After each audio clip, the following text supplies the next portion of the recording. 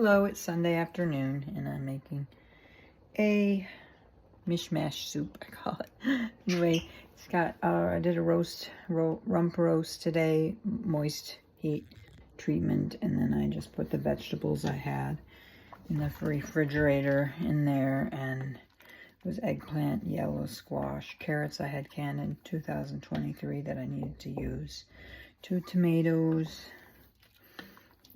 bay leaf, some different herbs, some red lentils, and some rice. So, and the roast cut up. So we'll see how that tastes. And it's made with broth from the Mennonites. A broth mixture. It didn't have any MSG in it, but it was an instant broth that I cooked the roast in. Powder that you reconstitute. So I wanted to say, my mother and I had a weird relationship. Contentious many times, but she was a drinker over the years. They were into martinis and then wine, and they were always drinking for any occasion and every day. So as far as we grew up in the 60s and kids weren't the focus. So when your mom spoke to you, you remembered things. It's not like you were spoken to seriously every day or anything that happened once in a great while. So over the years, I have accumulated words of wisdom from my mother. I'm just going to review a couple things. One, she said, your father is very religious.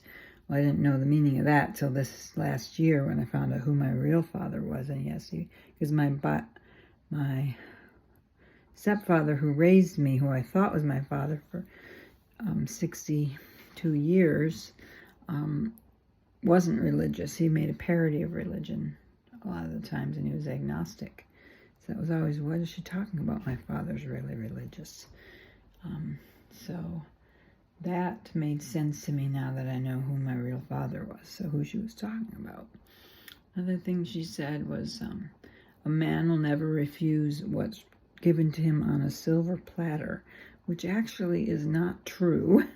Because if you're in the dating game and you're too easy, you can be refused because men like to chase. So, or they'll take you, but then they won't want a relationship with you because you're too easy.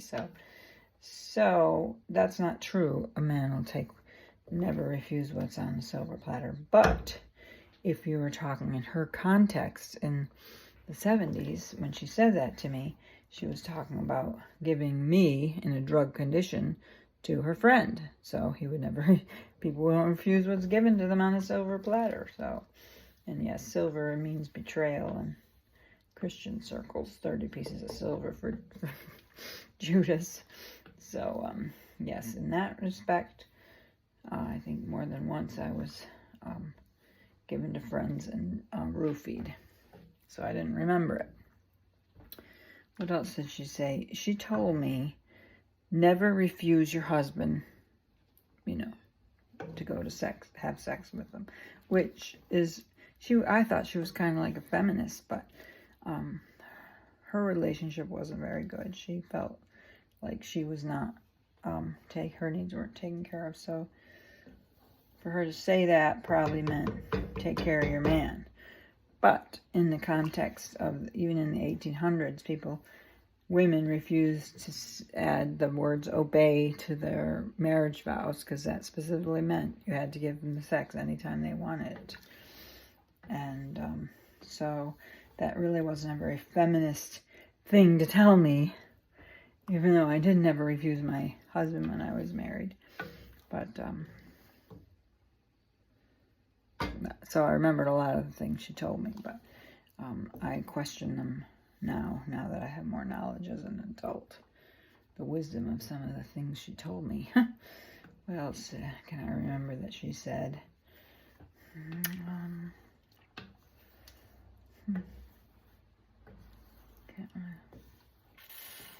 Can't remember much else of her words of wisdom to me, but those were some of the... Damn it, I mopped the floor today and I'm dropping the spoon on the floor. So... my mother was not that wise. Words of wisdom from my mother.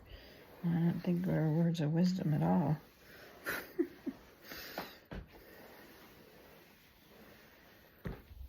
Anyway, thanks. Thanks for listening.